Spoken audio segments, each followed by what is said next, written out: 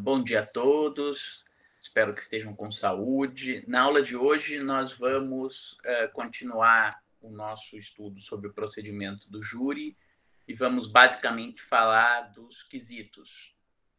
Nós vamos terminar alguns aspectos que faltavam ainda logo após os debates em plenário e depois tratar dos quesitos e da sentença no tribunal do júri. Na aula passada, pelo que eu me lembro, nós tínhamos terminado a análise dos debates orais e tinha faltado eu falar do problema da leitura dos documentos em plenário. O artigo 479 do Código de Processo Penal disciplina a leitura de documentos em plenário. E ele estabelece que é necessário que a parte que deseje ler um documento em plenário com 3 dias úteis de antecedência. Aqui o Código de Processo Penal usa a forma de contagem do prazo, não em dias corridos, mas em dias úteis, que com 3 dias úteis de antecedência a parte tenha requerida a juntada daquele documento nos autos do processo. A finalidade dessa regra é possibilitar assegurar o contraditório e a eventual produção de contraprova pela parte contrária, ou ao menos não evitar a surpresa da parte contrária, né, em relação àquele julgamento. Então, se você descobre, por exemplo, uma carta relevante ou algum outro tipo de documento, uma gravação de um circuito interno que retrate o crime ou momentos próximos do crime ou que comprova um álibi do acusado, ou o que quer que seja, esse tipo de documento terá que ser juntado nos autos com antecedência mínima de 3 dias úteis, para que ele possa ser lido em plenário. Se for lido em plenário algum documento que não tenha respeitado esse prazo retroativo de juntada, esta leitura poderá implicar nulidade do julgamento do júri. Sempre lembrando que não vai ter como nós sabermos, ao final, se esse documento influenciou ou não a formação do convencimento dos jurados, na medida em que nós não temos uma fundamentação da sentença dos jurados, tá certo? Quando nós falamos em documento aqui, nós falamos em documento em sentido amplo. E o próprio parágrafo único do artigo 479 traz um rol exemplificativo. Né? Documento aqui não é só o documento em sentido estrito, como estabelece o artigo 231 e seguintes do Código de Processo Penal, quando fala que consideram-se documentos, quaisquer escritos ou papéis, pensando, portanto, num documento cartáceo, né? Um documento escrito, uma carta, algo assinado. Para vocês terem uma ideia, o parágrafo único deste artigo 479 né, estabelece: compreende-se na proibição deste artigo a leitura de jornais ou qualquer outro escrito, bem como a exibição de vídeos, gravações, fotografias, laudos, quadros, croquis ou qualquer outro meio assemelhado cujo conteúdo versar sobre a matéria de fato submetida à apreciação e julgamento dos jurados. Portanto, é um conceito bastante amplo de documento e, caso haja necessidade de leitura de qualquer deles ou exibição de qualquer deles, é necessário que haja esta juntada no prazo legal, certo? Uma questão que recentemente despertou discussão no júri era a situação em que, para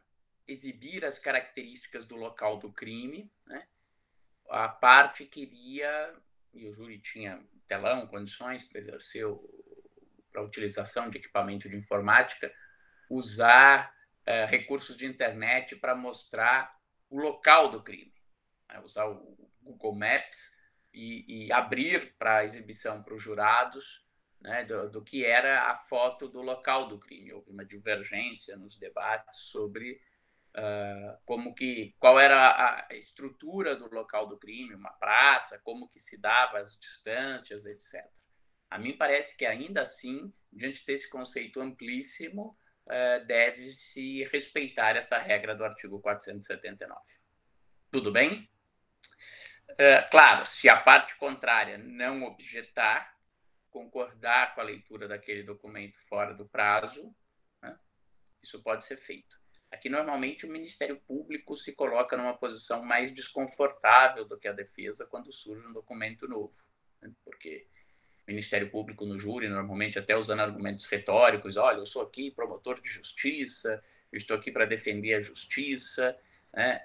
Já vi casos de advogados que levam algum documento que descobrem em cima da hora e pedem para o promotor se ele concorda em que aquele documento seja exibido e lido para os jurados em plenário, né? Realmente, se o Ministério Público discordar, melhor dizendo, ele fica numa posição mais adversa, né? Porque isso vai ser explorado, que ele não está querendo mostrar a realidade dos fatos para os jurados, que poderia ser um documento que gerasse uma dúvida e assim por diante, né?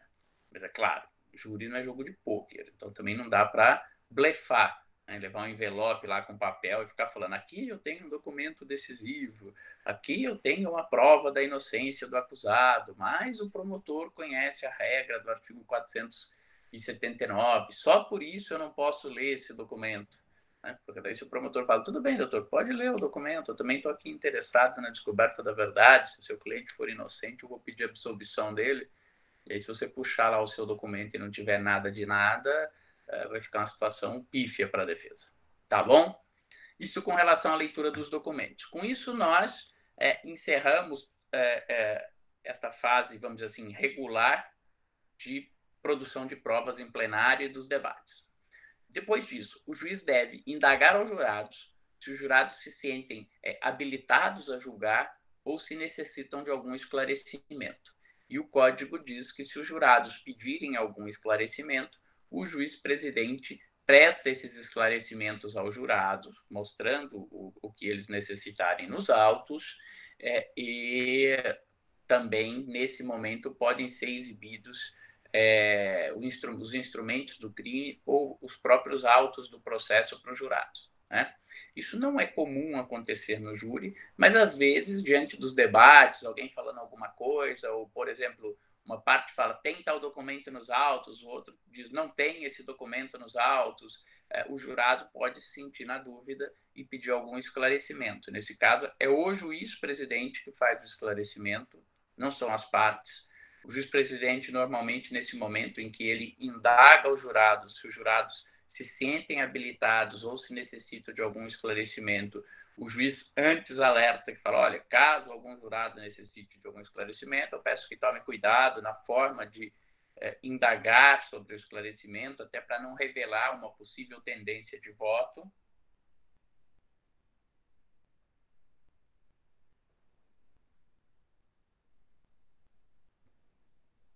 Mas isso pode acontecer, mas não é comum, tá bom? Se não houver necessidade de nenhum esclarecimento dos jurados, né, vejam que aqui nós não estamos falando de produção de prova, mas simplesmente de exibição dos autos do processo, exibição dos documentos ou exibição de algum elemento dos autos do processo. Né? Vamos supor, às vezes as partes levam xerox das peças principais dos autos do processo para, quando elas estão falando, elas exibem às vezes para os jurados, olha, senhores jurados, vocês estão vendo aqui o laudo, olha, senhores jurados, vocês estão vendo essa fotografia aqui, olha, isso mostra a diferença de tamanho do acusado para a vítima, olha, isso mostra o local da lesão. Por um jurado pode perguntar para o juiz, olha, foi exibido aqui pelo doutor promotor ou pelo doutor defensor um xerox com uma fotografia, mas a fotografia não estava muito legível para mim. Existe uma fotografia dessa nos autos, o xerox era preto e branco, tem uma fotografia colorida que dê para visualizar melhor. Esse é um tipo de esclarecimento que o jurado pode pedir para o juiz-presidente, tá certo?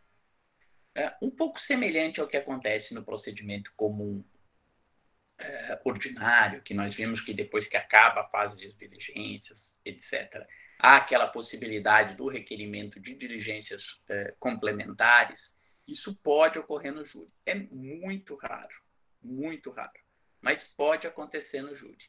O Código prevê que, se depois dos debates houver a necessidade de alguma diligência, que as partes podem requerer a realização dessa diligência para o juiz-presidente.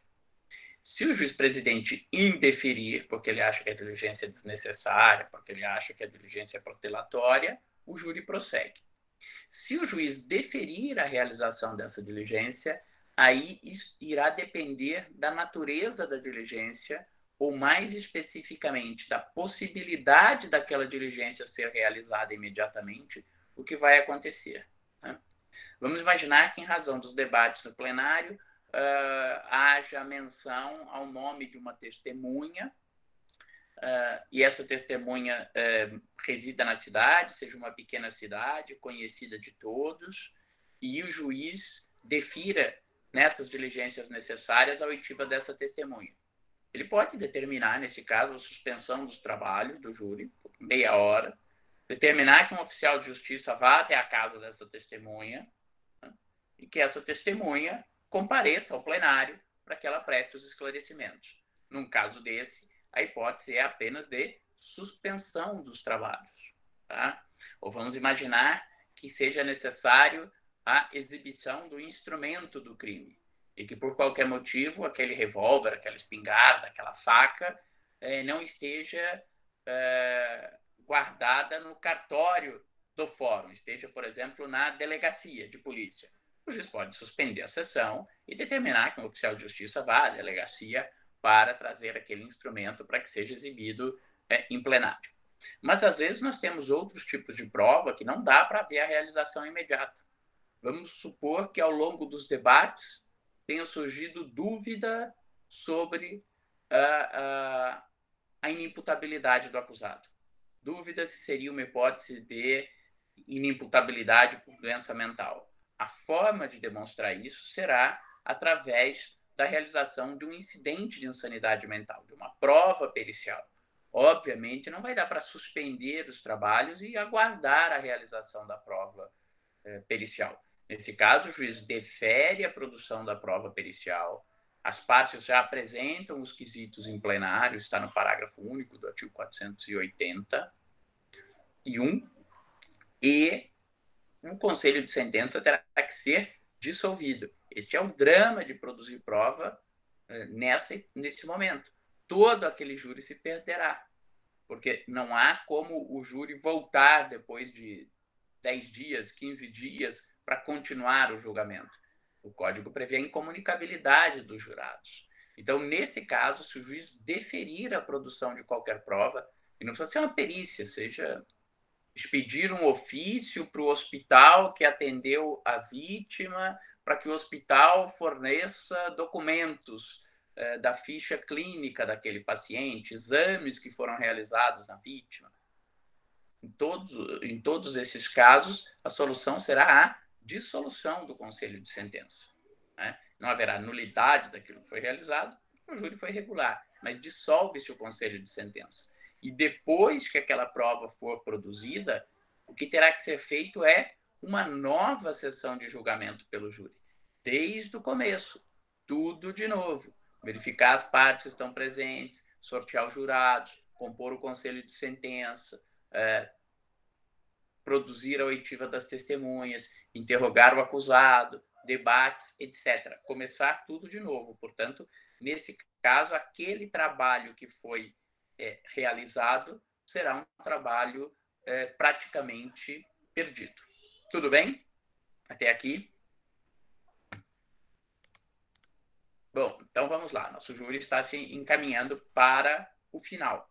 Né? Os debates acabaram, os esclarecimentos foram feitos ou não houve solicitação de esclarecimento pelos jurados, também não houve nenhuma diligência requerida ao final, ou se foi requerida, foi indeferida, ou se foi deferida, pôde ser realizada imediatamente.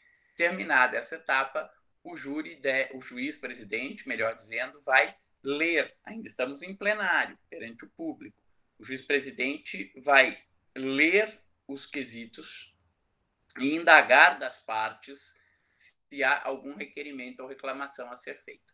Às vezes, a forma de redação do quesito pode ser confusa, Às vezes, a ordem da elaboração dos quesitos pode ser equivocada, nós já vamos ver na sequência como que se elabora os quesitos, a ordem de elaboração dos quesitos, né?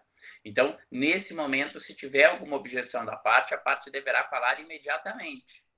E se o juiz não corrigir o quesito, a parte deverá pedir expressamente para que conste dos autos que assim que foram lidos em plenário os quesitos, houve objeção da parte, e isso é muito importante porque a jurisprudência entende que se você não protestar em plenário imediatamente após a leitura do quesito, eventual nulidade desses quesitos estará sanada, salvo se for uma nulidade de uma gravidade tal e depois impeça a compreensão da vontade dos jurados. Então, este é um momento bastante importante. Se não houver objeção das partes, ou se as partes fizerem objeção e o juiz-presidente corrigir, para dar um exemplo, o Código diz que os quesitos não devem ser feitos na forma negativa, né? Imaginem que o quesito de autoria o juiz indague. Não foi o acusado fulano de tal o autor dos delitos, dos disparos de arma de fogo? Nesse caso, a parte deve objetar, ela deve falar, olha, excelência, o quesito deve ser feito na forma afirmativa. Foi o acusado fulano de tal o autor dos disparos? Porque quando eu faço duas perguntas, quando eu faço uma pergunta negativa, isso pode gerar confusão. Aí eu digo, não foi o acusado o autor dos disparos? Aí o réu pode pensar que se eu estou perguntando não foi, e se ele responder sim, é porque ele está confirmando que não foi. E como eu perguntei não foi, se ele responder não, significa que foi o acusado o autor dos disparos. Por isso que o Código diz que os quesitos devem ser feitos em proposições afirmativas. Então, se o juiz fizer um quesito errado assim, a parte objeta. O juiz corrige. Se ele não corrigir, a parte protesta e pede para constar em ata que ela impugnou a forma de redação daquele quesito, tá bom? Para as partes, o juiz lê o quesito. Para os jurados, ainda em plenário, o juiz explica o que significa os quesitos, porque às vezes os quesitos trazem linguagem técnica, né? Então, o juiz vai ler para os jurados, leu para as partes os quesitos e explica para os jurados. Por exemplo, primeiro quesito, dia tal, às tantas horas, na rua tal, no apartamento número tal, o acusado, a vítima, fulana de tal, foi atingida pelos disparos de arma de fogo que causaram as lesões descritas no exame de corpo de delito de folhas tal.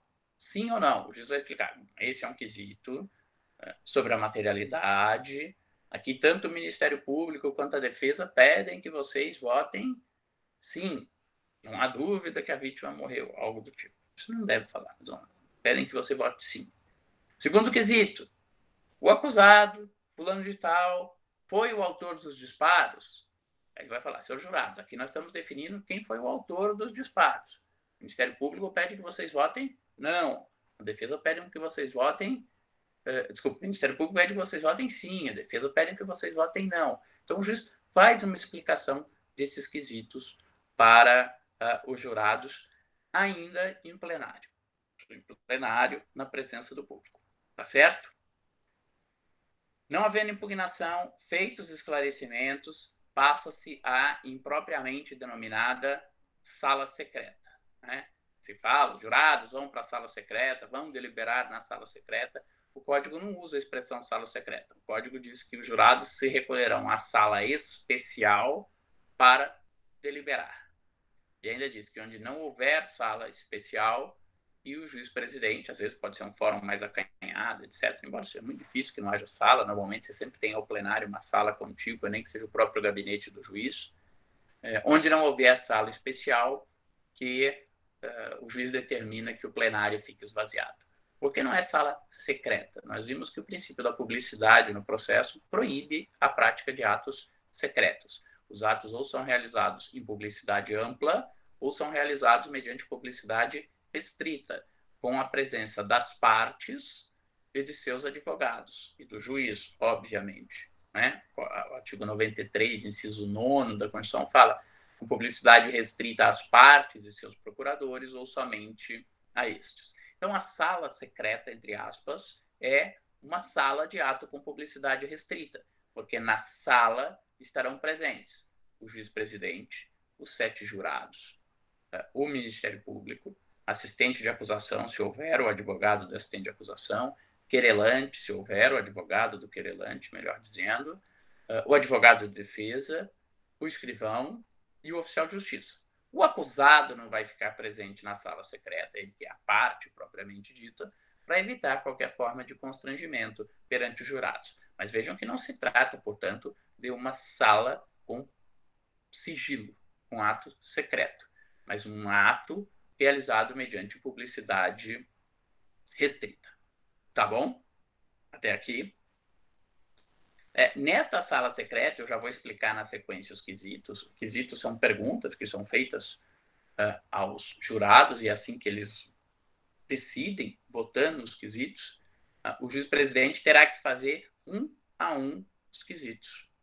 E os jurados receberão 2 cédulas, uma cédula escrito sim e outra cédula escrito não. E a votação é de 1 a 1 dos quesitos. O juiz distribui as cédulas, lê os quesitos para os jurados e fala, bom, agora vai passar a cédula que vocês vão votar. Normalmente os jurados papel, uma cartolina dobrada, os jurados recebem os 2, normalmente o juiz aconselha os jurados a olhar embaixo da mesa para escolher qual que é o voto deles, para não revelar o sigilo, e depois passa o oficial de justiça com uma cestinha, a urna, mas na verdade é uma cestinha, um saquinho, né? E tem a urna de carga e a urna de descarga. A urna de carga é a urna do voto, e depois o oficial de justiça passa com a outra urna para pegar a outra cédula que restou na mão dos jurados. Tá certo? O nosso júri, obviamente, não é como o júri americano, que só há uma pergunta, o acusado é culpado ou inocente, e depois simplesmente o jurado líder vai lá e diz que declara o jurado guilty or not guilty. Né? O nosso júri, cada quesito tem uma resposta.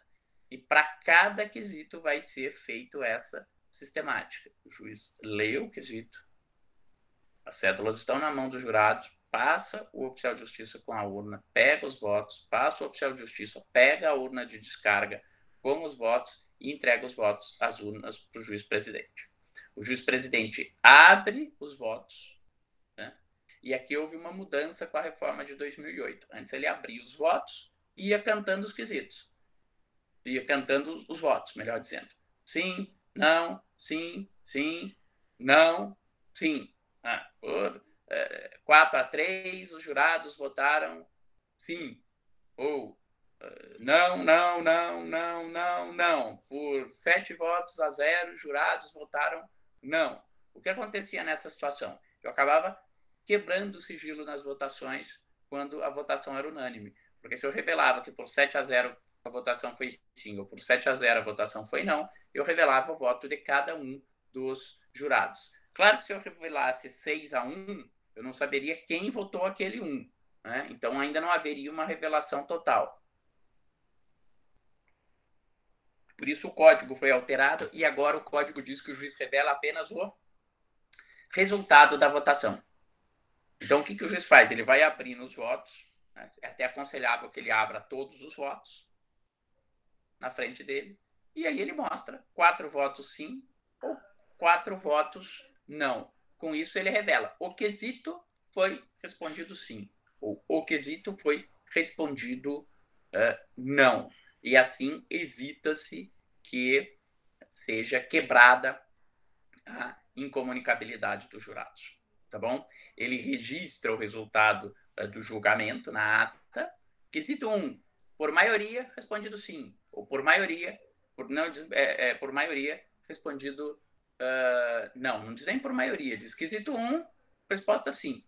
Quesito 2, resposta sim. Quesito 3, resposta não.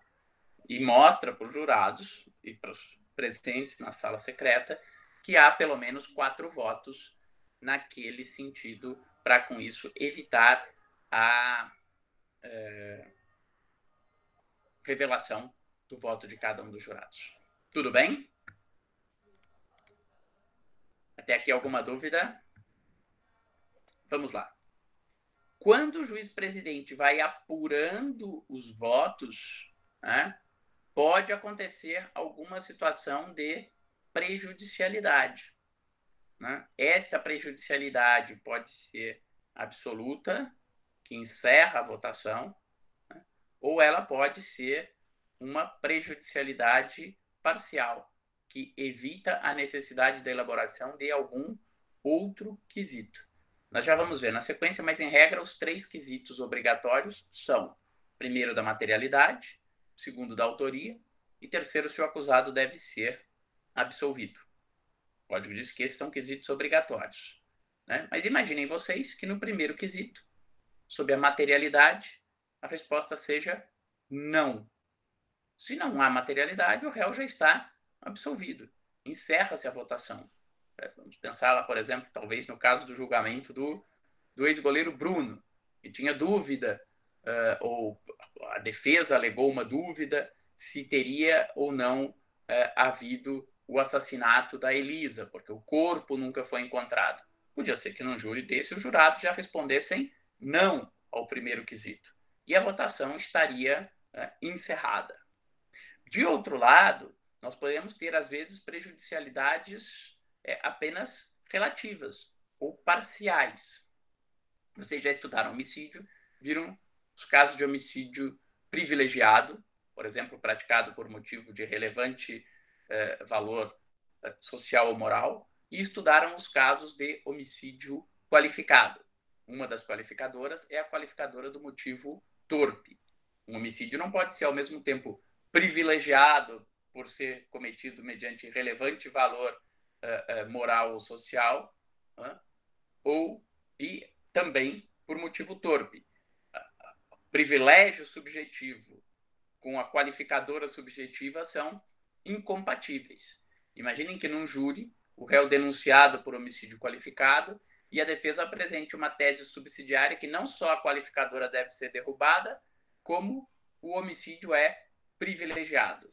O homicídio privilegiado é uma causa de diminuição de pena. O Código prevê que, se for invocada a causa de diminuição de pena, ela deve ser votada antes da qualificadora, né?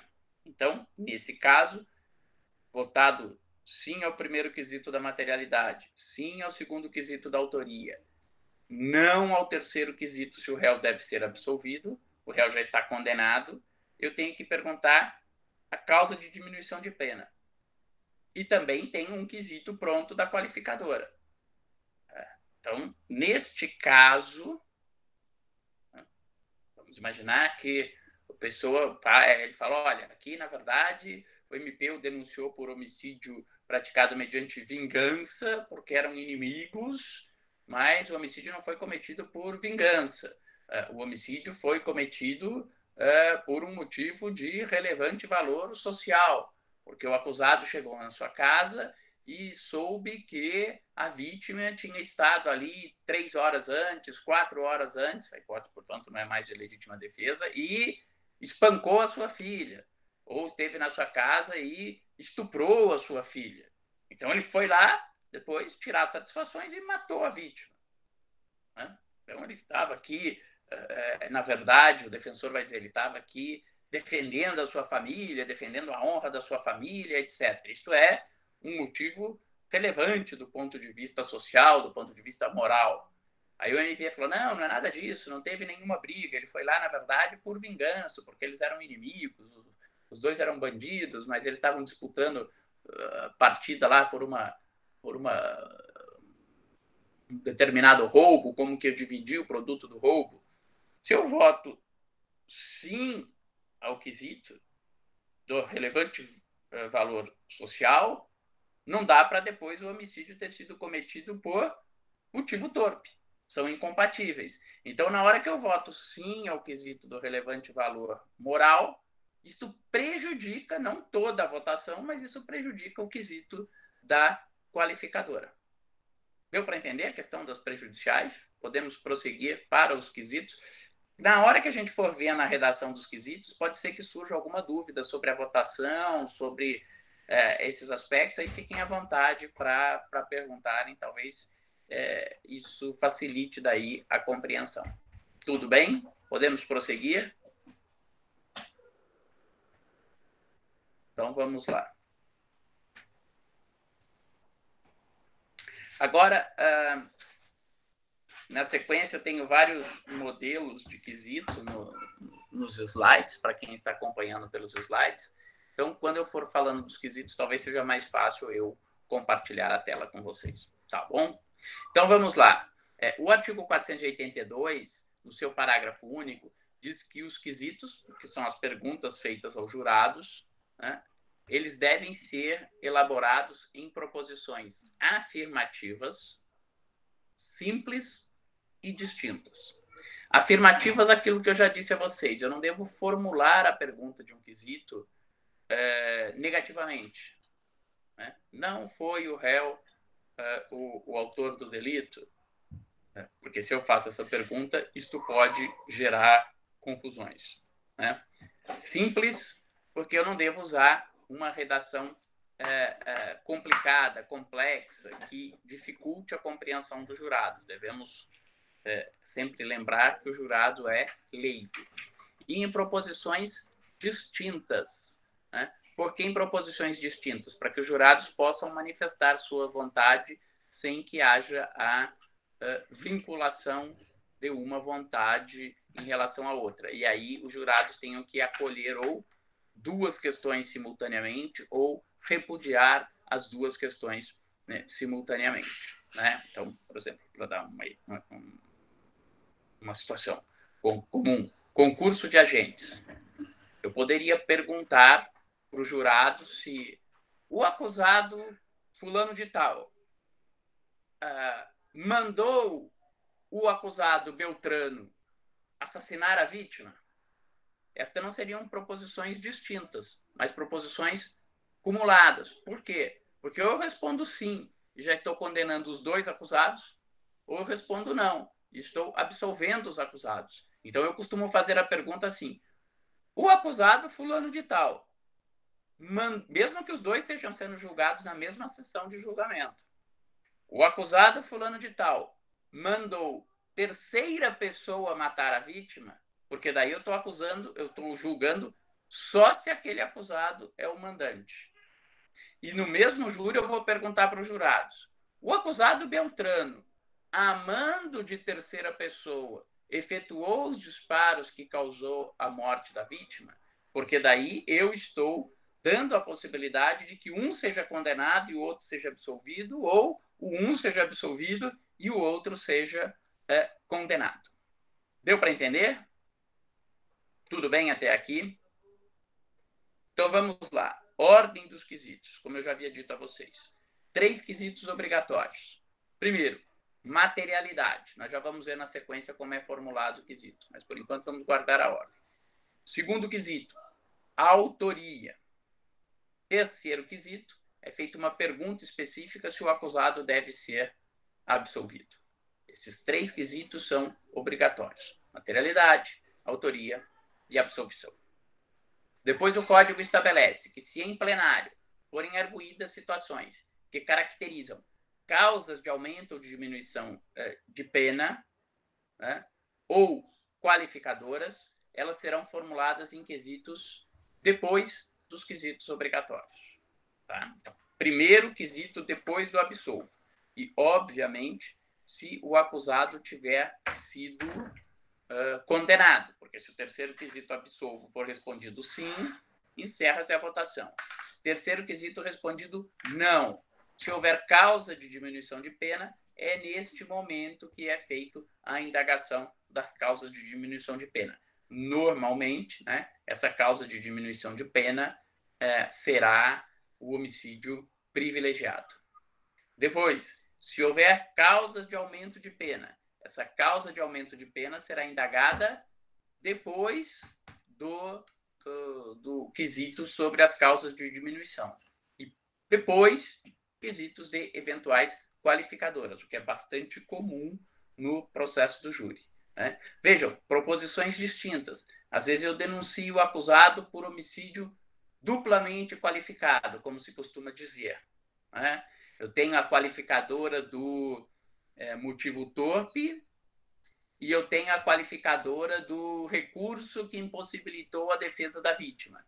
Eu vou formular um quesito para a qualificadora do motivo torpe e depois eu vou formular outro quesito para a qualificadora do recurso que impossibilitou a defesa da vítima. Por que isso? Porque se eu formulo um único quesito, o acusado agiu por motivo torpe e utilizando-se de recurso que impossibilitou a defesa da vítima, ou eu obrigo os jurados a acolherem as duas qualificadoras, ou eu obrigo os jurados a recusar as duas qualificadoras. Eu não dou a possibilidade dos jurados de falar, olha, a qualificadora do motivo torpe realmente está aprovada, mas a qualificadora do recurso que impossibilitou a defesa da vítima, da surpresa, etc., não está aprovado. Então, aí eu faço um quesito para a qualificadora do motivo torpe e um outro quesito para a qualificadora do recurso que impossibilitou a defesa da vítima. Também, justamente para evitar confusão na interpretação dos jurados, existem duas regras muito importantes. Primeira, concurso de crimes, e segundo, concurso de agentes. Se eu tiver mais de um crime, eu vou fazer uma série de quesitos para cada um dos crimes. Nós estudamos lá atrás que se tiver conexão ou continência, como a regra da competência do tribunal do júri é uma regra constitucional, os dois crimes ou mais de dois crimes serão julgados pelo tribunal do júri. Eu faço daí uma série para o homicídio e a outra série, por exemplo, para o crime de resistência. Uma série para o homicídio e outra série para o crime de pertencimento à organização criminosa. Tá bom? Se eu tiver mais de um acusado, a situação comum é a do mandante e do executor, eu vou fazer uma série para cada um dos acusados. E aí é uma série inteira. Quesito da materialidade, quesito da autoria, quesito da absolvição, causa de diminuição de pena, causas de aumento de pena, qualificadoras, tudo isso para o acusado A. Depois eu faço uma outra série, materialidade, autoria, absolvição, causa de diminuição de pena, causa de aumento de pena, qualificadoras para o acusado B. Se forem dois crimes, primeira série para o homicídio, materialidade, autoria, absolve, causa de diminuição, causa de aumento, qualificadora. Crime B, que não seja o homicídio, mas seja conexo, materialidade do crime B, autoria, absolve, se tiver causa de aumento, causa de diminuição, se for um crime que tenha qualificadora, e assim por diante. Tá certo? Podemos prosseguir? Ninguém tem dúvida? Vamos lá. Laura. Professor, os jurados respondem sim. Vamos lá. Vou ver aqui a pergunta. Se os jurados respondem sim para a materialidade e sim para a autoria e depois sim para a absolvição, isso está regular? Daí os quesitos acabariam aí? Bom, vamos começar pela pergunta mais fácil, Laura. Os quesitos acabariam aí, o acusado está absolvido. Mas a sua pergunta tem razão de ser pelo seguinte: em tese há uma contradição, né? Se a materialidade está provada, se a autoria está provada, e pense, Laura, num exemplo mais grave ainda, que a única tese de defesa sustentada em plenário seja a negativa de autoria. Tá? Então, mas o código ainda assim diz que o quesito da absolvição é obrigatório. Esta questão chegou aos tribunais, está para ser decidida no Supremo Tribunal Federal essa questão, há um julgamento pautado sobre isso, que é o problema da chamada absolvição por clemência. Né? Vamos supor. Eu digo, olha, o acusado realmente vocês podem até considerar que ele é culpado. Mas, veja bem, quando ele fez o crime, quando ele praticou o crime, ele tinha 55 anos, é uma pessoa de uma vida correta, nunca fez mais nada. Agora, olha, ele já está com 70 anos de idade, nunca mais cometeu nenhum fato, está debilitado, está doente, tem poucos meses de vida, porque, olha, até aqui um laudo que ele está com tal doença, em estado terminal. O que vai adiantar mandar esse senhor de 70 anos para a cadeia, no momento de pandemia, para ele ficar lá preso por 2 meses, para depois morrer? Ele não oferece mais nenhum perigo à sociedade. Então, pelo menos por dó, por piedade, por clemência, absolva esse acusado. É esse o tema que está para ser debatido. Aí os jurados vão lá e respondem sim ao primeiro quesito. Jurado, sim, materialidade. Né? a vítima, Maria, no dia tal, às tantas horas, foi alvejada por 2 projéteis de arma de fogo que causaram as lesões do exame de corpo de delito de folhas tal. Sim, a Maria morreu, atiraram na Maria. Sim. Aí pergunta, o acusado, João, foi o autor dos disparos? Está lá provado que o João foi o autor dos disparos. A defesa pode até ter negado a autoria, ou pode até ter concordado e pedido só o homicídio piedoso. Os jurados online vão responder sim, foi o João o autor dos disparos. E aí o código diz, o juiz é obrigado a formular o quesito do absolvo. Nesse caso, até aproveita a sua pergunta, Laura, não haverá prejudicialidade nesse caso para interromper a votação. Tem que se formular o quesito do absolvo. E aí, se os jurados quiserem, os jurados vão poder absolver. Eles vão poder votar sim para o absolvo. Né? E, nesse caso, o João estará absolvido. O que está se discutindo é, nesse caso, se o Ministério Público apelar, nós vamos estudar depois que existe uma apelação no caso do júri, quando se considera que a decisão dos jurados foi manifestamente contrária à prova dos autos. Nesse caso, se o Ministério Público apelar porque a decisão dos jurados foi manifestamente contrária à prova dos autos, o tribunal deve dar provimento a esse recurso e mandar o João a novo julgamento, ou não? A reforma de 2008, ao estabelecer a obrigatoriedade do quesito da absolvição, mesmo depois da formulação do primeiro e do segundo quesito, estaria aí implicitamente a admitir que os jurados pudessem absolver alguém mesmo contrário à prova dos autos. Com isso, teria revogado tacitamente a linha D do inciso, a linha D do parágrafo do inciso 3º do caput do artigo 593. Tá? Essa é uma questão que está posta no Supremo Tribunal Federal, Laura.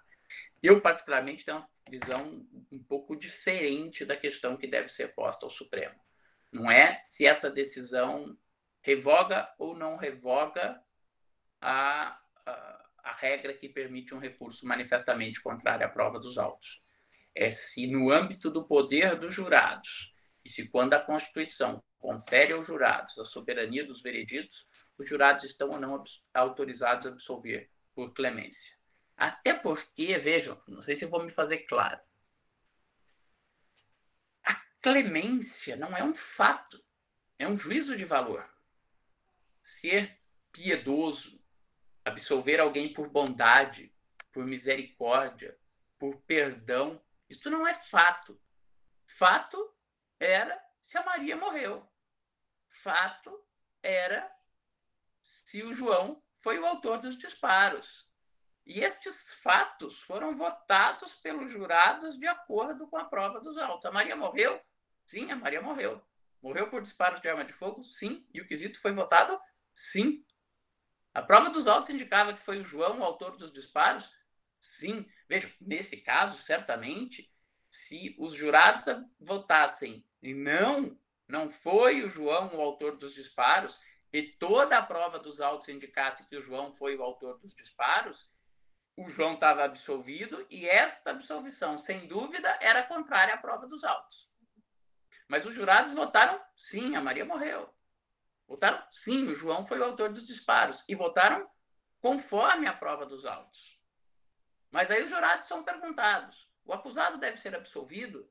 E eles resolveram absolver o acusado, mesmo tendo consciência de que ele efetuou os disparos e que foram aqueles disparos que mataram a Maria. Absolveram por quê? Por clemência, por piedade. Isto não é uma questão epistêmica de correta reconstrução histórica dos fatos e conhecimento da verdade. Isso é uma questão axiológica, de juízo de valor. Eu posso até discordar do jurado, falar, não, aqui você não tem que ter clemência nenhuma.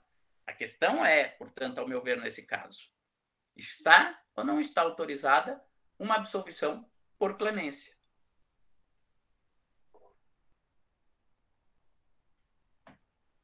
Não sei se foi claro. Tudo bem?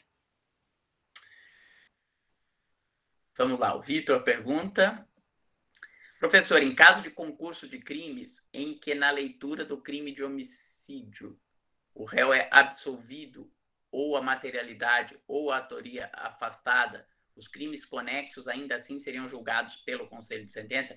Vitor, sua pergunta é muito boa. A resposta é não, porque desaparece a causa de conexão. Mas nós já vamos chegar nela e termos daí uma análise específica sobre a desclassificação, tá bom? Só peço um pouquinho de paciência. Nós vamos passar, então, agora aos quesitos, vamos chamar assim, standard, padrão do homicídio.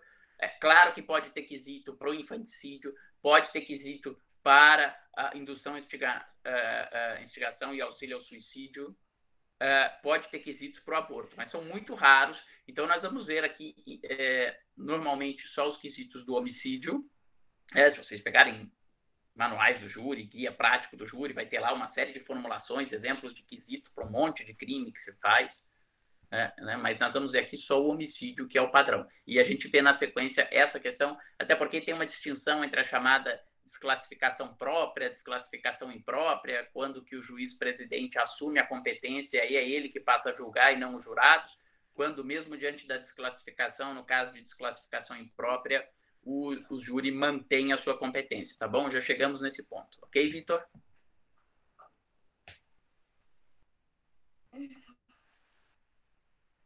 Tá bom.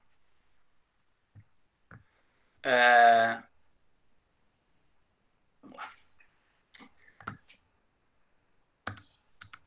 Antes de nós fazermos a leitura do quesito, eu quero justificar até uma posição minha, e eu vou colocar na tela uma diferença para vocês, porque no sistema do júri anterior, né,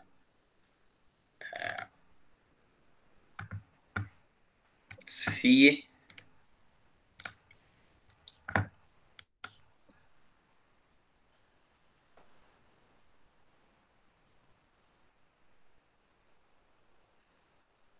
vamos lá.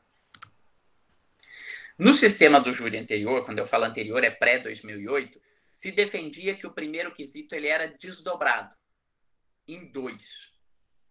Um sobre a materialidade propriamente dita e outro sobre o nexo causal.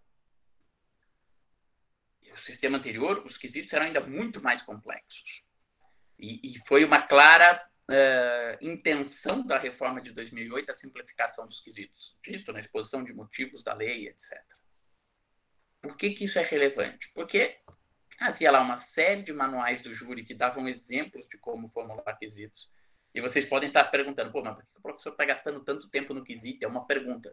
Porque, sem dúvida nenhuma, a maior causa de nulidade dos julgamentos do júri são os quesitos, a forma, o conteúdo pelo qual se indagou aos jurados. Né? E antes, a redação do artigo 484 era o seguinte: os quesitos serão formulados com observância das seguintes regras. O primeiro versará sobre o fato principal.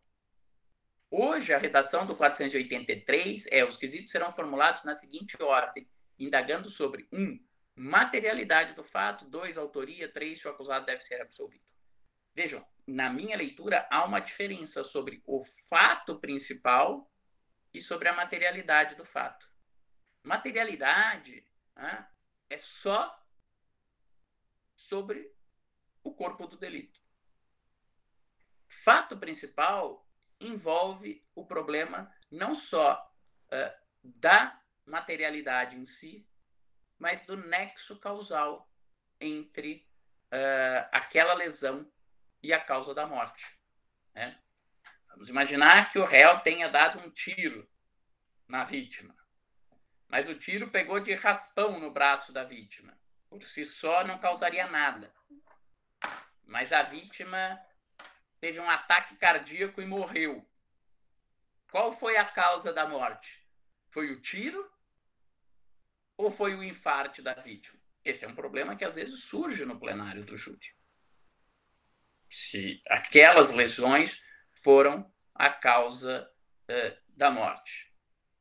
2 ou mais pessoas atacam a vítima, uma ataca com canivete, outra ataca com a peixeira, aí a vítima que ataca com canivete dá uma estocada no canivete na coxa o acusado dá uma estocada com canivete na coxa da vítima, e o outro enfia a peixeira no estômago da vítima, e a vítima morre.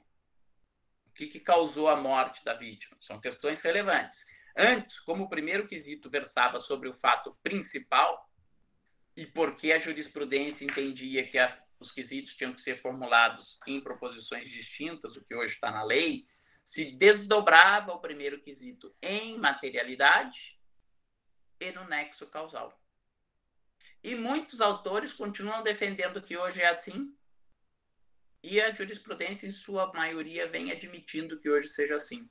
A minha posição é que isso é errado. É errado porque hoje a lei não fala que o primeiro quesito deve ser feito sobre o fato principal, e sim sobre a materialidade.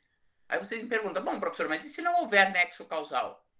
Tudo bem, estou lá fazendo a pergunta do rapaz que deu o golpe de canivete na coxa da vítima. Mas não foi isso que matou a vítima. E se o jurado quer absolver? Você vota sim ao quesito do absolvo. Porque a materialidade existiu? Existiu. No dia tal, às tantas horas, o acusado, a vítima, fulano de tal, sofreu golpes de canivete que causaram as lesões descritas no exame de corpo de delito de folhas tal. Sim, ela sofreu aquelas lesões. Segundo quesito, no dia tal. Segundo quesito, o acusado fulano de tal foi o autor do golpe? Sim, ele foi. Foi ele que enfiou o canivete na perna da vítima. Bom, mas não foi isso que matou a vítima, e eu estou julgando o homicídio. Terceiro quesito. O acusado deve ser absolvido? Sim, esse deve ser absolvido. E na série do outro acusado, não. O outro acusado deve ser condenado.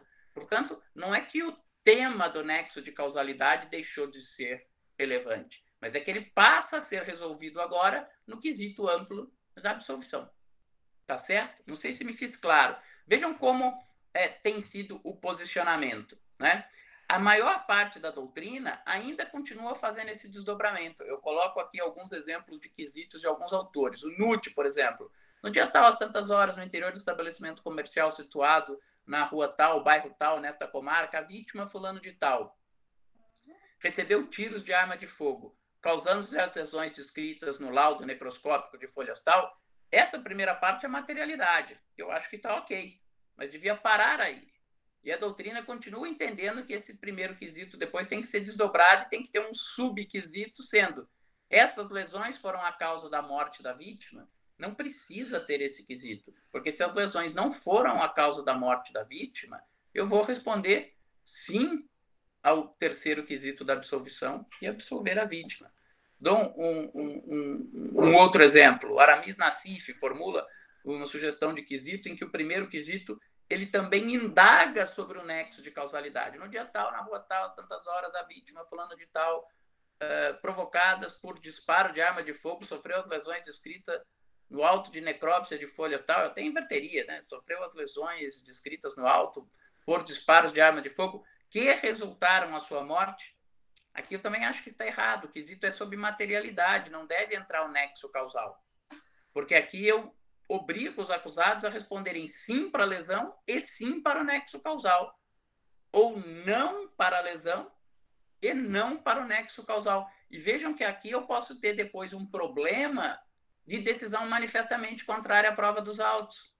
Porque imagina que a lesão está comprovada, mas o nexo causal não. Se eu responder não a esse quesito, eu não sei se os jurados estão negando as lesões, e se estiverem, a decisão é manifestamente contrária à prova dos autos, ou se eles estão negando o nexo causal. E se estiverem negando o nexo causal, a decisão não é manifestamente contrária à prova dos autos. Por isso é que, insisto, na minha visão, os quesitos devem ser, o primeiro quesito deve ser só sobre a materialidade.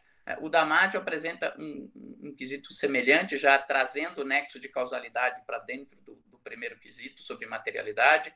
Os ferimentos descritos no laudo do exame necroscópico de folhas foram a causa da morte, gera o mesmo problema que eu disse em relação ao quesito anterior, né? Então, a minha proposta é que a reforma não autoriza esse desdobramento, que o primeiro quesito é só sobre a materialidade, e que dúvidas sobre o nexo de causalidade entre aquela lesão foi acolhida no primeiro quesito e a morte devem ser resolvidas no terceiro quesito, no quesito da absolvição. Tá? Então, minha sugestão de quesito é algo mais ou menos assim. No dia tal, por volta de... só uma coisa, né? Por volta. Às vezes é engraçado. No júri, o quesito às vezes vem assim. Por volta das 22 horas e 13 minutos. Bom, aí não é por volta, é exatamente às 22 horas e 13 minutos, né? Por volta é por volta das 22 horas, por volta das 22 horas e 30 minutos. Se eu preciso um minuto, não é por volta. No local desta cidade, a vítima fulana de tal foi atingida por projéteis de arma de fogo e sofreu as lesões descritas no laudo de exame de corpo de delito de folhas tal, isso é materialidade. A vítima foi atingida e sofreu aquelas lesões? Sim. Se aquelas lesões foram ou não a causa da morte, quem achar que foram, vai responder sim para a autoria no segundo quesito e não para o absolvo. Quem achar que aquelas lesões não foram a causa da morte, responde sim para o primeiro quesito, responde sim para o segundo quesito da autoria e responde sim para o terceiro quesito. Se a lesão não foi a causa da morte, respondo sim ao terceiro quesito e estou absolvendo aquele acusado. Para a apresentação aqui. Deu para entender a diferença das posições ou é muito abstrato? Podemos prosseguir? Ok? Então, agora nós vamos usar esse modelo de quisitação e vou colocando na tela algumas outras situações. Eu peço, então, só para vocês um favor agora. Por favor, me interrompam, abram o microfone e perguntem a hora que quiser, tá? Que aí eu vou deixando compartilhada, eu vou deixando já compartilhada a tela. Que aí eu vou explicando os modelos dos quesitos, acho que fica mais fácil para não ter que ficar voltando toda hora para ver se alguém perguntou. Então, peço que se alguém tiver alguma dúvida, abra o microfone e pergunte, tá bom? Então, vamos lá. Então, vamos ver agora, né, o modelo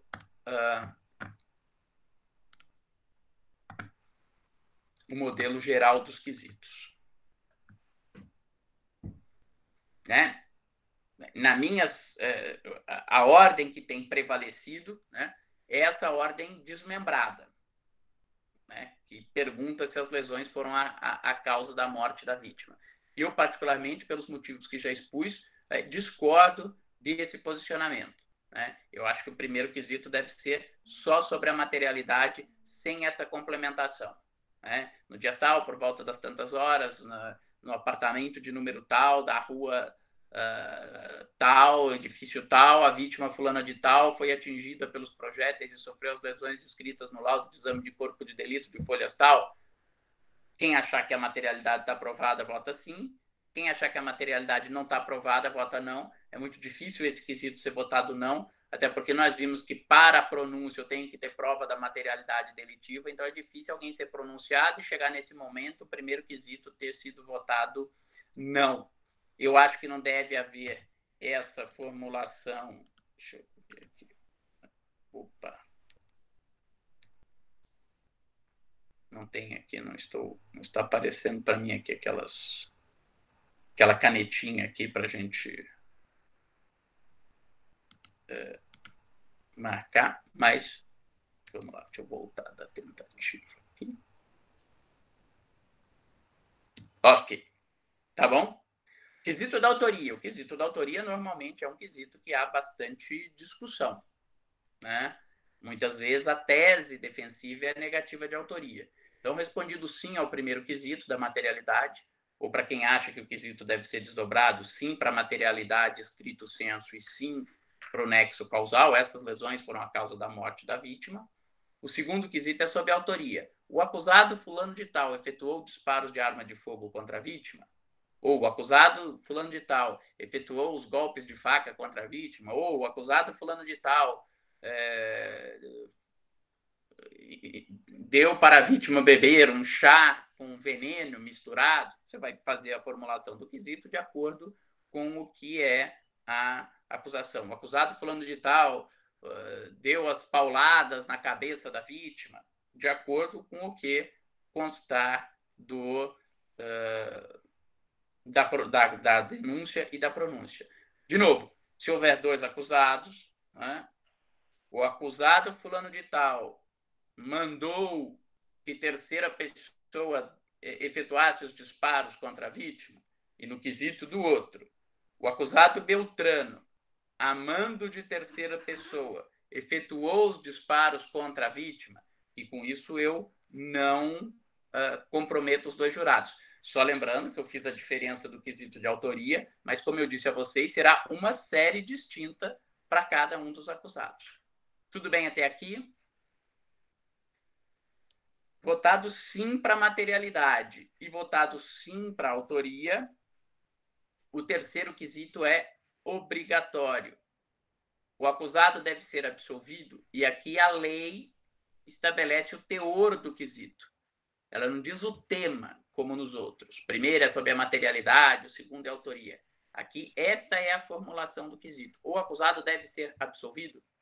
Não se deve, nesse quesito, mencionar a tese de absolvição. Então, vamos supor que a defesa em plenário sustente a legítima defesa.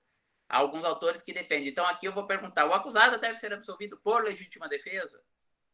Não. A redação do código é clara. O quesito é, o acusado deve ser absolvido. Ponto de interrogação.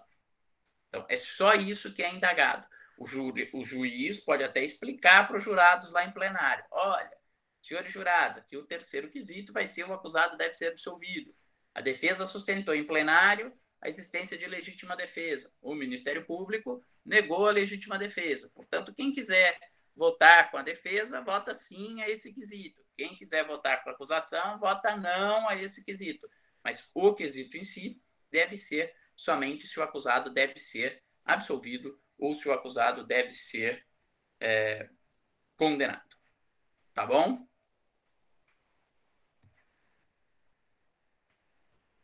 No caso de homicídio tentado, o quesito tem que ser ligeiramente alterado e o Código prevê, no parágrafo 5º do artigo 483, que, havendo tentativa de homicídio, será feito um quesito especial sobre a tentativa antes do quesito da absolvição. Então, o primeiro quesito sobre a materialidade não muda nada. O segundo quesito sobre a autoria não muda nada. E aqui é feito um quesito especial sobre a tentativa antes da absolvição. Porque se eu quiser acolher a tese do Ministério Público, eu vou votar sim para a materialidade. A vítima foi atingida por aqueles disparos. Sim para a autoria. Foi o acusado que efetuou aquele disparo. E vou votar sim para esse quesito especial da tentativa. Tá certo? E só depois é que eu faço o quesito obrigatório da absolvição. Né? Eu, particularmente, porque o código diz que os quesitos devem ser formulados em proposições simples, eu entendo que basta que o quesito pergunte: o acusado fulano de tal tentou matar a vítima? Há autores, todavia, que entendem que eu devo reproduzir a redação do código. A mim parece desnecessário e pode gerar confusão. Mas, para quem assim defende, o terceiro quesito seria: assim agindo, o acusado deu início à execução de um crime de homicídio, que somente não se consumou por circunstâncias alheias à vontade da vítima, consistente em ter uma pessoa entrado em confronto com o acusado e tirado a arma das suas mãos, em ter, quando a vítima estava no chão, sido socorrido por transeuntes que a levaram para o hospital, e assim por diante. Vejam, de novo, quem desdobra o primeiro quesito e inclui no primeiro quesito nexo de causalidade terá dificuldade nesse momento, né? Porque vai perguntar como no nexo de causalidade. Não vai poder perguntar essas lesões foram a causa da morte da vítima. No sistema antigo, quando era tentativa, o desdobramento era No primeiro é se a vítima sofreu aquelas lesões, ele vai ter que perguntar se aquelas lesões, se o homicídio não se consumou por motivo, por circunstância alheia à vontade da vítima, complica desdobrar e colocar o nexo causal no segundo quesito, e aqui viola esta regra do parágrafo 5º. Então, repetindo, quando a gente sempre diz o terceiro quesito é o da absolvição, é a regra. Se houver tentativa de homicídio, o terceiro quesito vira o da tentativa e o quesito da absolvição vira o quarto quesito. Tudo bem com relação à tentativa? Podemos prosseguir? Vamos lá. Agora, uma questão que, se for pensar estritamente, o código não tem solução, mas a gente tem que dar alguma solução para o nosso caso, ainda que hermeneuticamente, é a chamada tentativa branca. Acho que o jeito mais fácil de entender a tentativa branca, pensem na tentativa branca como antônimo da tentativa vermelha. A tentativa vermelha é que eu atinjo a vítima, sai sangue. A tentativa branca é a que eu não atinjo a vítima. Né? O fulano vai lá e fala para o acusado: seus dias acabaram, você nunca mais vai falar mal de mim, vim aqui, você que me caluniou, limpar a minha honra com sangue, pode começar a rezar que você vai para o céu. E além de desonrado, eu sou péssimo de mira. Aí eu dou um tiro para matar a vítima e o tiro passa a 1 metro da cabeça da vítima. Ou seja, parece nesse caso que claramente eu queria matar a vítima. Eu falei que eu queria matar a vítima. Só que eu dou o tiro e erro. Por isso que essa tentativa é uma tentativa branca. Só que se a tentativa é branca, não há materialidade. Eu não causei sequer lesão ao corpo da vítima. Por isso que esse caso é a chamada tentativa branca. Então, aqui, adaptando a regra do código, que diz que o primeiro quesito é da materialidade, mas uma materialidade numa tentativa de homicídio branca não há, né? Nós temos que fazer um quesito de uma materialidade potencial. É a única saída, né? Então, o quesito teria que ser algo mais ou menos assim: no dia tal, por volta das tantas horas, na rua tal, de frente à casa de número tal, a vítima fulana de tal foi alvo de disparo de projéteis de arma de fogo sem que fosse atingida, né? O sem que fosse atingida é porque é uma tentativa branca, né? Se ela tivesse sido atingida, mas não morreu, foi alvo dos disparos de arma de fogo que causaram as lesões do exame de corpo de delito de folhas tal, mas aqui não tem lesões do exame de corpo de delito de folhas tal, porque ela não foi atingida. Então, daí a sugestão, sem que fosse atingida, né? Se a materialidade estiver comprovada, tem testemunhas presenciais de tudo isso que eu disse, etc., sim, vota sim a esse primeiro quesito, de uma materialidade potencial. O acusado fulano de tal foi o autor desses disparos de arma de fogo contra a vítima? O acusado fulano de tal efetuou os disparos de arma de fogo contra a vítima? Sim. Terceiro quesito, o quesito se o acusado deve ser absolvido. Né? Imaginar que alguém entenda que ele agiu em legítima defesa da sua honra. Ele acabou de ser ofendido, estava lá numa discussão plenário da Câmara dos Deputados, um deputado ofendeu a honra do outro, o acusado ofendido sacou a arma e atirou. E o tiro acertou lá 2 metros para cima do parlatório.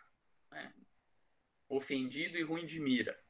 Vou votar nesse caso, mas se eu achar que ele agiu em legítima defesa, se eu achar que não houve excesso nessa legítima defesa, voto sim para o absolvo. Ou se eu achar que ele não era legítima defesa, voto não para o quesito da absolvição. Tá certo?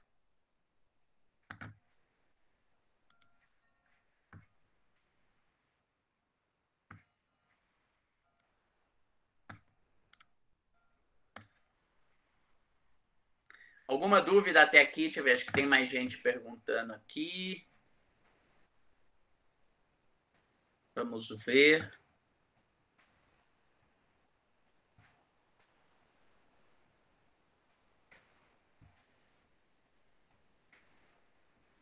Ah, os slides estavam só brancos quando eu estava exibindo?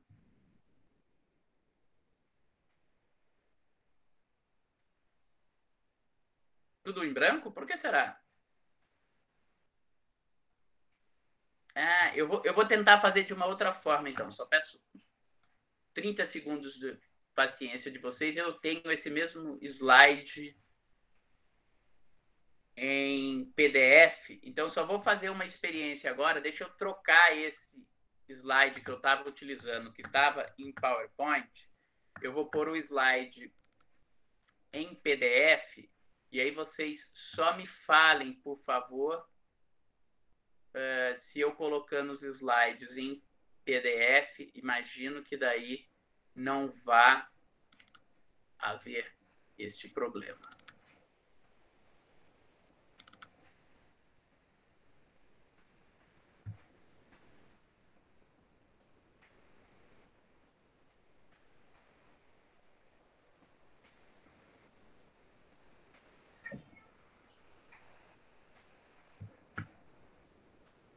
Eu vou compartilhar a tela agora, e aí eu peço então que alguém me avise pelo microfone se dessa forma está aparecendo a tela, que depois eu queria também.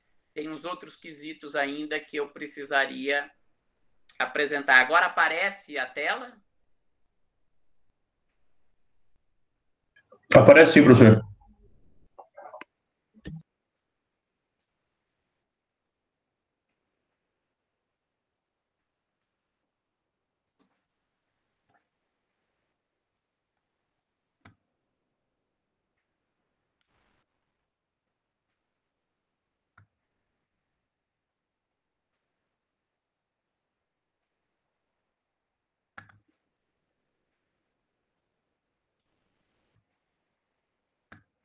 Vocês estão me ouvindo?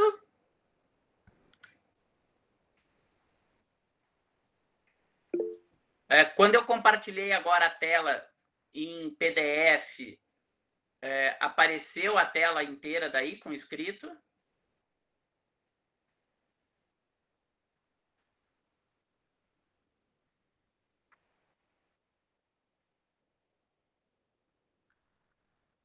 Apareceu? Eu não estou vendo meu chat aqui, não está subindo o que vocês estão escrevendo, não sei por quê. Apareceu sim, professor. Apareceu. Bem, Eu acho que ele não escuta a gente de também. qualquer forma, vamos lá. Olha, bom, agora se vocês, eu não estou com a tela compartilhada, se vocês escreverem, aparece aqui para mim, eu vejo. Então, vamos lá. Qual que é o problema da desclassificação? E acho que a desclassificação foi objeto de indagação até do Vitor. Antes até de responder, mas aproveitando a pergunta do Vitor, destacar duas situações, tá, Vitor?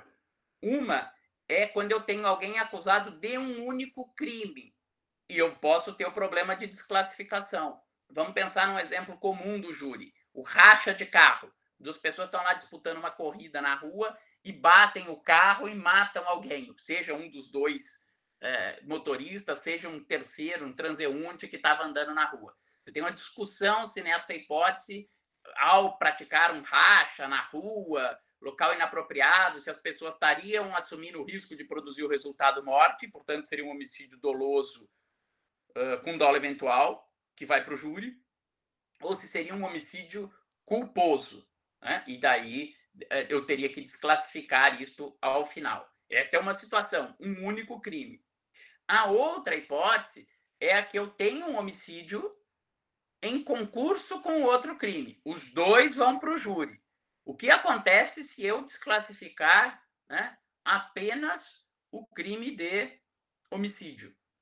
Qual a consequência disso? Então, vamos imaginar que eu tenha alguém que está sendo acusado de tentativa de homicídio doloso em conjunto com um crime de resistência ou em conjunto com um crime de desacato, porque quando ele foi ser preso logo depois pela polícia, ele desacatou o policial. Então, tem tentativa de homicídio mais desacato. O que acontece se no júri essa tentativa de homicídio, na verdade, for desclassificada para lesão corporal culposa? O que acontece em relação a esse próprio fato E o que acontece em relação ao crime conexo, que era a pergunta do Vitor? O júri vai continuar competente para julgar o conexo? A pergunta tem uma razão lógica muito clara. Se o crime conexo, vamos pegar no nosso exemplo o desacato, só foi para o júri porque ele era conexo a um crime doloso contra a vida, uma tentativa de homicídio. Mas a tentativa de homicídio foi desclassificada, o que acontece com essa conexão? Ela permanece ou ela deixa de existir? Aqui no júri sempre houve uma distinção e os termos não são utilizados com tanta precisão pela doutrina. Mas vá lá, há uma distinção entre a chamada desclassificação própria e a desclassificação imprópria.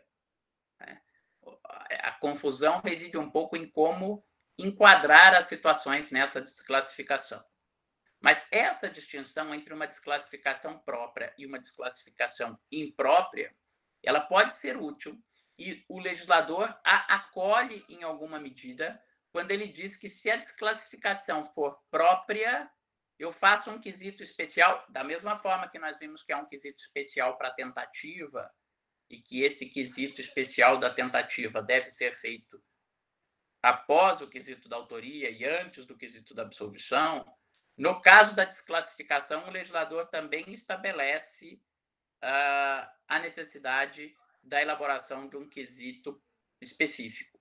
Se a desclassificação for própria, esse quesito é feito antes do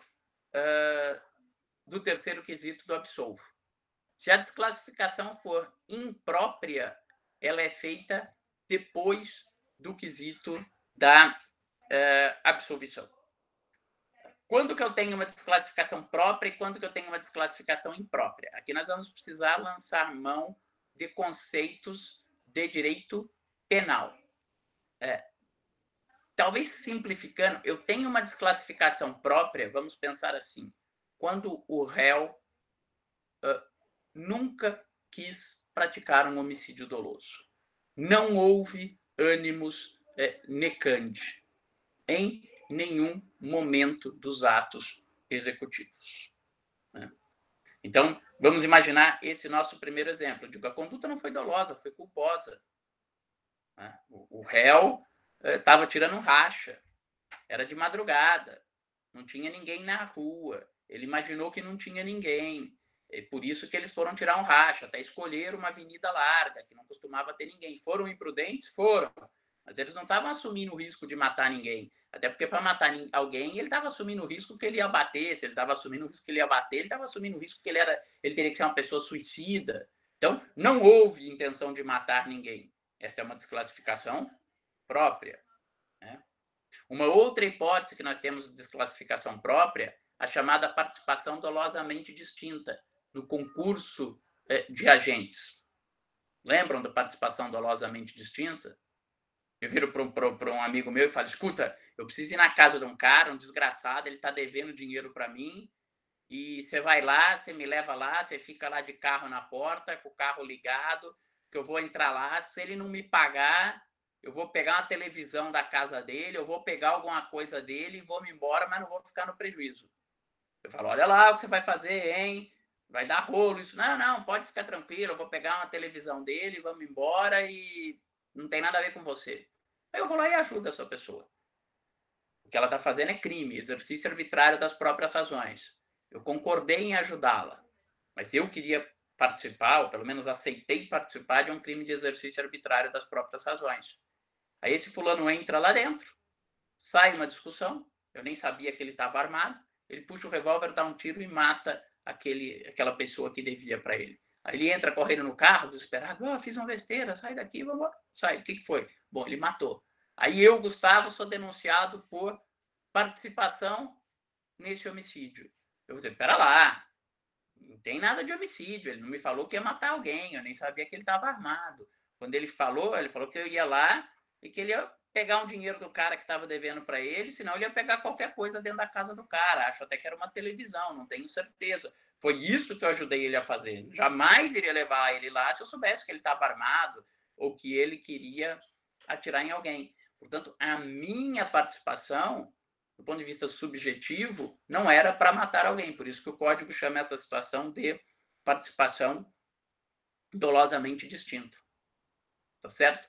Um terceiro exemplo, que está aí no slide, para quem estiver acompanhando, são chamados erros de tipo vencível. Né? Uma vez vi uma reportagem de um caso, tem aqueles exemplos de erro de tipo no homicídio, que são exemplos lá meio manualescos apenas.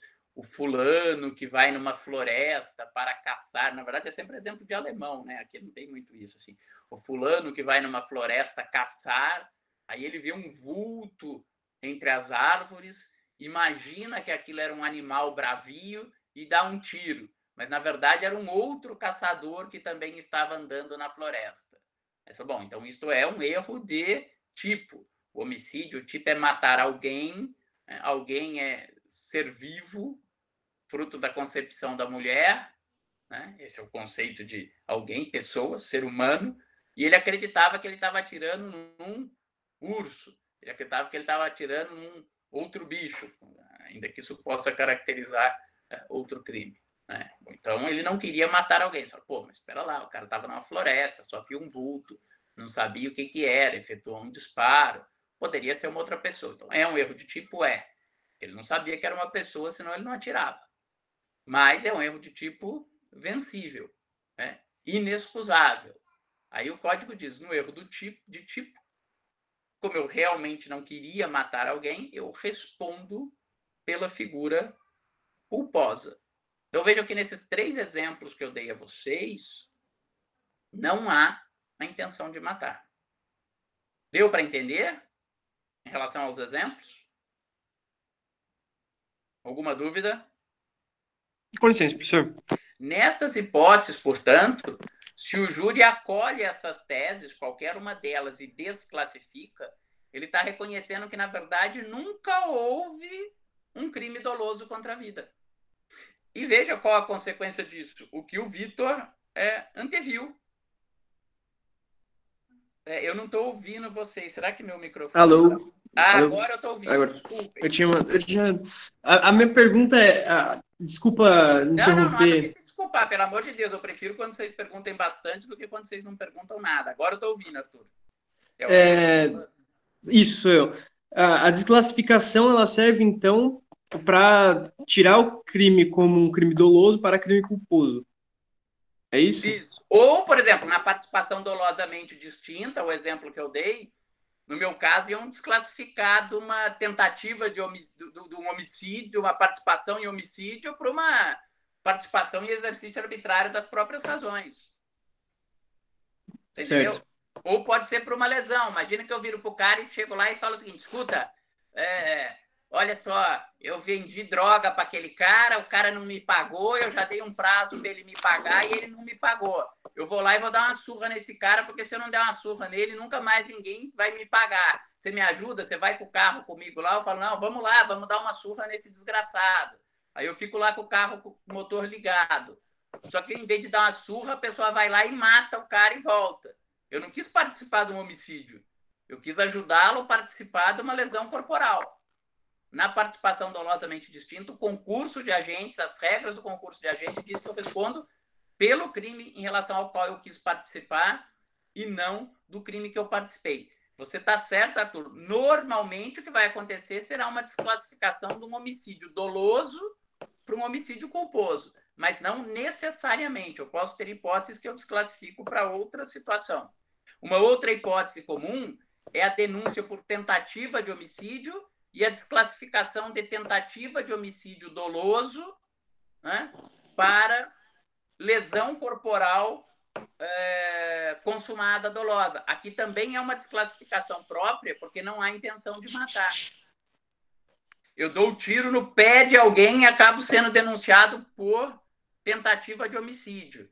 Eu falo, não, eu nunca quis matar alguém, imagina, eu dei um tiro no pé, sou um excelente atirador, se eu quisesse atirar, dava um tiro na cabeça, dava um tiro no peito. Aí vem aquela história, não, mas para justa causa, para ação penal, não se discute dolo, aí eu sou denunciado. Aí eu peço a desclassificação ao término da primeira fase. Aí o juiz-presidente vai lá, o juiz fala, não, mas veja bem, para desclassificar aqui ao término da primeira fase, tem que ter certeza de que ele não queria matar, a certeza aqui ainda não está demonstrada, vai para o júri. Aí chega o júri desclassifica de tentativa de homicídio doloso para lesão corporal dolosa. Também não é crime de competência do júri. Deu para entender? Deu sim, professor, obrigado. Aí, na sequência, a Beatriz, ela fez até uma pergunta que eu ia fazer também. E aí, no caso de agora eu tô vendo. E aí, no caso de desclassificação... No caso de... Quem vai julgar? É isso? Isso, eu ia perguntar nesse sentido também. Vamos lá, então. Já vou explicar para vocês. Deixa eu só explicar a desclassificação imprópria para dar a entender, mas já respondendo. No caso da desclassificação própria, o juiz-presidente assume a competência, é ele que julga, deixa de ser o júri, você entendeu? Então, vamos lá. Primeiro quesito. Vamos pegar esse nosso exemplo aí que eu dei o tiro no pé. Ou vamos pegar o exemplo do racha, pode ser qualquer um deles. No dia tal, às tantas horas, na rua tal, a vítima fulana de tal foi atingida por um carro que causou as lesões no exame de corpo de delito de folhas tal, ou a vítima foi atingida por um projétil de arma de fogo que causou as lesões no exame de corpo de delito de folhas tal? Sim, para o primeiro quesito. Segundo quesito, o acusado fulano de tal estava dirigindo o carro, ou o acusado fulano de tal efetuou os disparos de arma de fogo? Sim, para o segundo quesito. Mas aí a defesa levantou em plenário uma tese de desclassificação. Como esta tese de desclassificação, se for acolhida, é uma tese de desclassificação própria, o quesito tem que ser feito antes do absolvo. Nós já vamos ver na sequência que se a tese de defesa fosse uma tese de absolvição imprópria, o quesito teria que ser feito depois do quesito absolvo. E já respondendo a pergunta de vocês, quando a tese de desclassificação, a sua, Arthur, e a pergunta da Beatriz, quando a tese da desclassificação é uma tese de desclassificação própria, feita a desclassificação, o juiz-presidente assume a competência para julgar. É por isso, inclusive, que eu formulo o quesito antes do absolvo. Porque se há desclassificação, o júri nem tem mais competência para absolver ou não o acusado. A competência passa a ser do juiz-presidente. Não sei se eu fui claro. Deu para entender? Então, eu faço o primeiro quesito sim, faço o segundo quesito sim, da autoria, e aí eu vou fazer um terceiro quesito. No caso do racha, o quesito vai ser: o acusado agiu com culpa? Né? Ou, no caso do tiro no pé, né? Na verdade, o que eu estou alegando é uma hipótese de desclassificação. A pergunta vai ser: o acusado quis ferir a vítima? Respondido sim a esse quesito, ocorre a desclassificação própria e o juiz-presidente assume a competência para o julgamento, porque nunca houve um crime doloso contra a vida. Me fiz claro?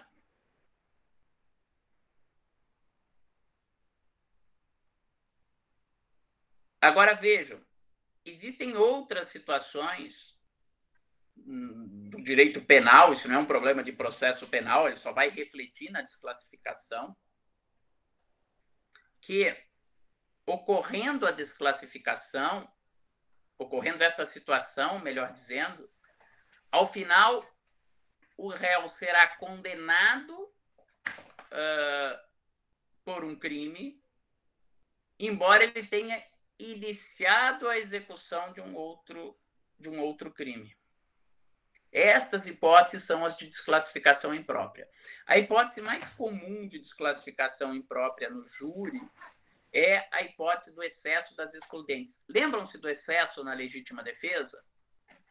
O Código exige para a legítima defesa que haja o uso moderado dos meios necessários. Eu posso me exceder na legítima defesa porque eu uso um meio imoderado, isto é, um meio excessivo, melhor dizendo, eu uso um meio necessário, mas de modo excessivo, ou posso me exceder porque eu uso um meio desnecessário. Tá? O fulano vem me atacar com um canivetinho de cortar unha, de 2 centímetros de lâmina. Eu puxo uma espingarda calibre 12 e dou um tiro na cabeça daquela pessoa. Há um excesso aí na legítima defesa. Ou o fulano vem me atacar com um revólver, ele dá um tiro e erra, eu pego meu revólver, dou um tiro, acerto na barriga dessa pessoa e ela cai no chão, o revólver cai longe da mão dela, eu vou lá, pego o revólver dessa pessoa, desarmo a pessoa, ela está caída no chão, usei um meio necessário, usei moderadamente, porque eu dei um tiro para desarmá-la e fazer cessar a agressão, né? E aí depois eu vou lá e falo, quer saber? Só para conferir, vou lá e dou mais 5 tiros no peito dessa pessoa. Nesse momento, eu me excedi na legítima defesa. Veja que nesta situação, né, embora eu tivesse numa hipótese de excludente, houve o início de um ato com intenção de matar, ainda que fosse uma intenção de matar em legítima defesa. Só que depois eu me excedi na legítima defesa. Nesse exemplo que eu dei, o excesso é doloso, claramente, e eu vou responder por homicídio doloso, não vai haver desclassificação. Eu dei um tiro, né? Depois a vítima estava caída, eu dou mais 5 tiros, é um excesso doloso. Né? Agora imagina, eu vou lá, dou um tiro na vítima, a vítima cai, eu vou lá e desarmo a vítima. Aí a vítima, que é um pouco maior que eu, ou relativamente maior que eu, mais forte, a vítima vai lá e começa a se mexer, eu falo, putz, vai que ela levanta, mesmo com um tiro, ela é mais forte do que eu, quer saber? Dou mais 2 tiros. E aí a vítima morre. O promotor vai dizer, olha, aqui não há mais legítima defesa. A vítima já estava rendida, estava no chão, estava sem arma.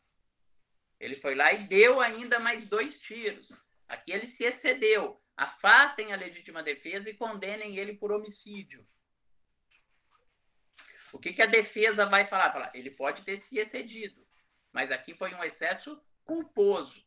Ele foi atacado, ele usou moderadamente dos meios necessários num primeiro momento, ele atirou na vítima para se defender, portanto, ele estava, sim, em legítima defesa.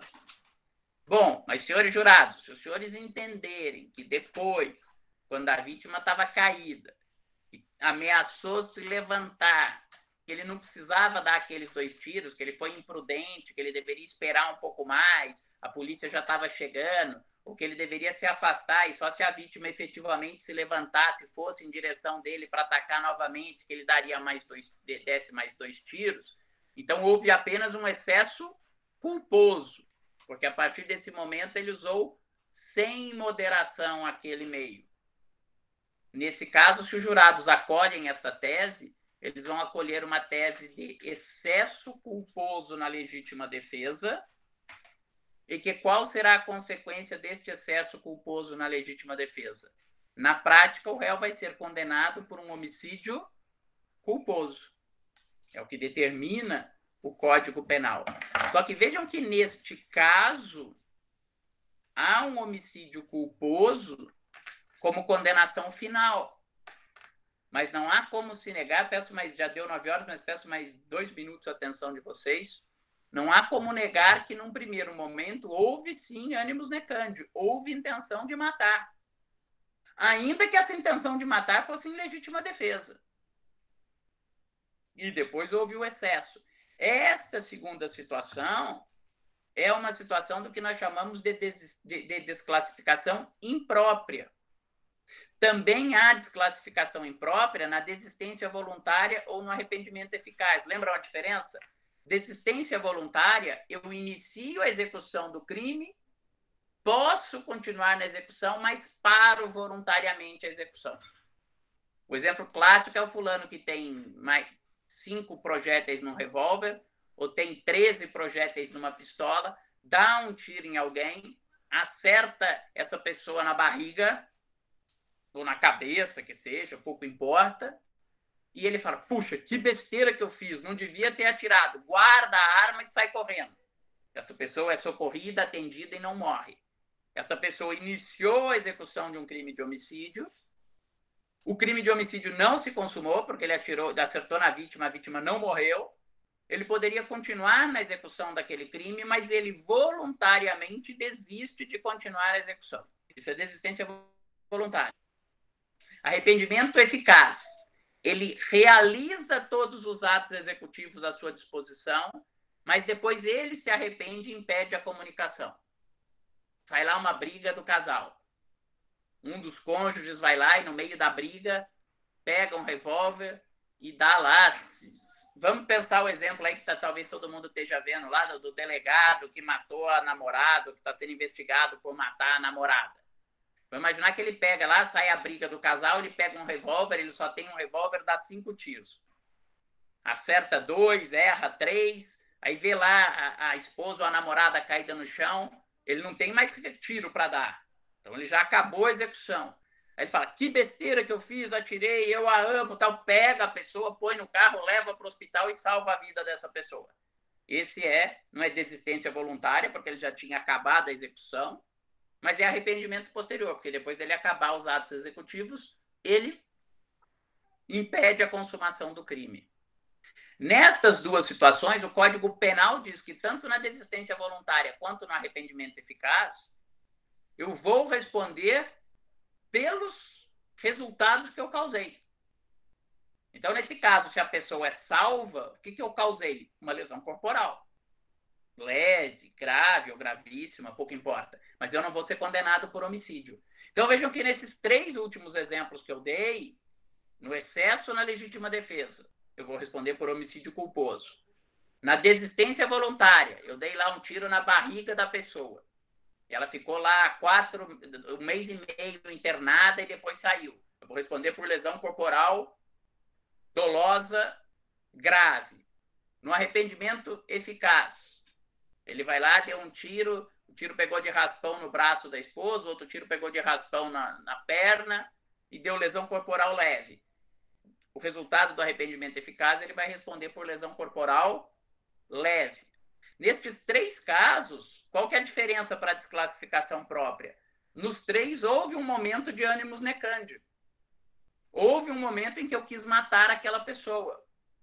Mas, pela lei, eu vou responder por um crime em outra forma, um homicídio culposo, uma lesão corporal leve, uma lesão corporal dolosa.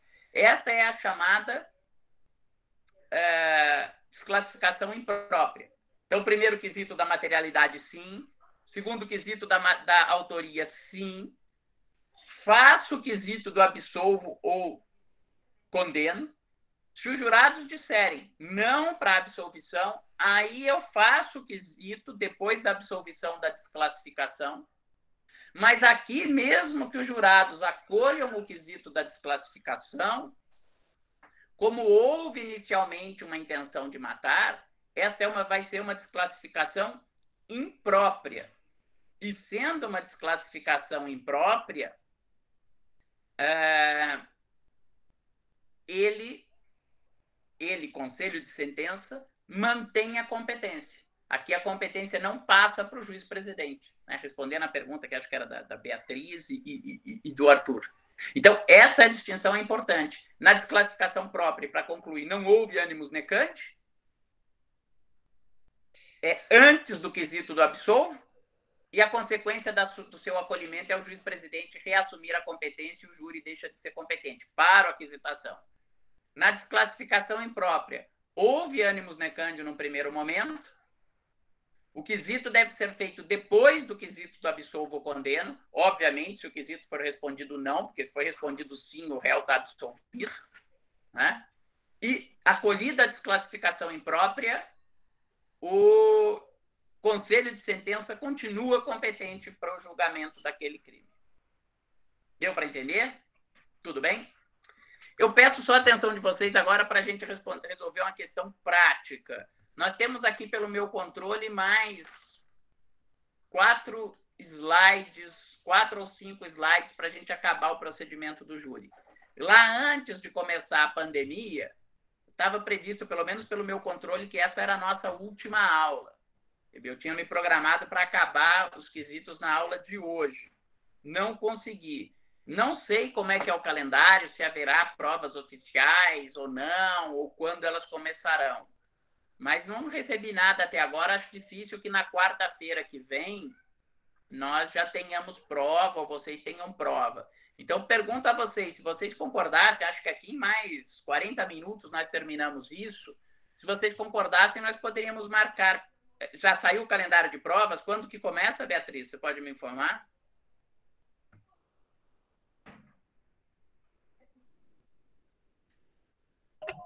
Professor, parece que as provas começam dia 15.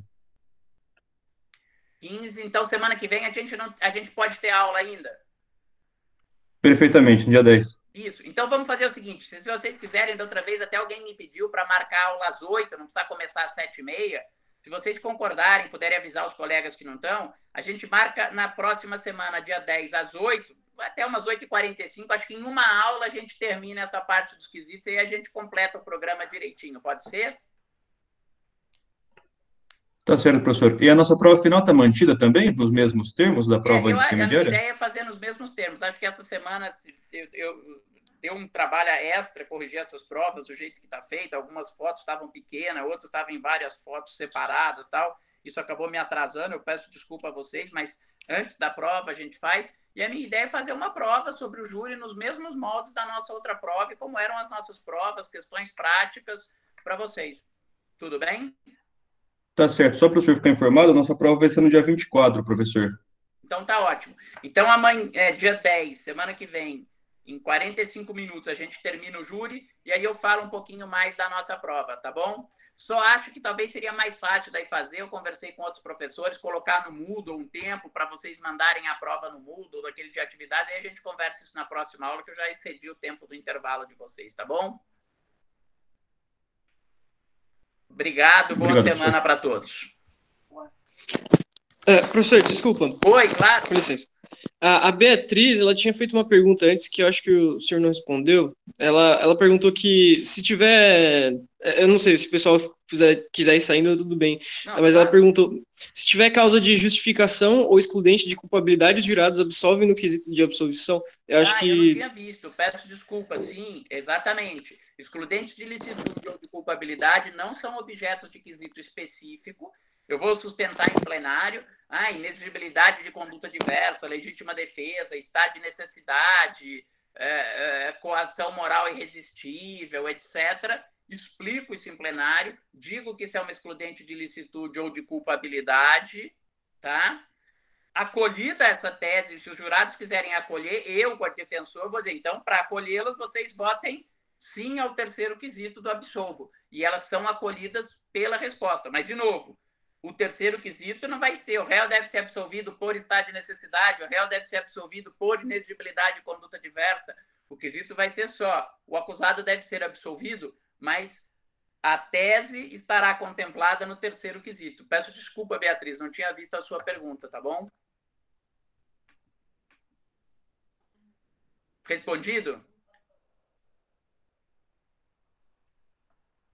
Ok, boa semana para todos, então. Então, semana que vem, dia 10, às 8 horas, a gente termina a nossa matéria, se Deus quiser. Boa semana para todos. Forte abraço.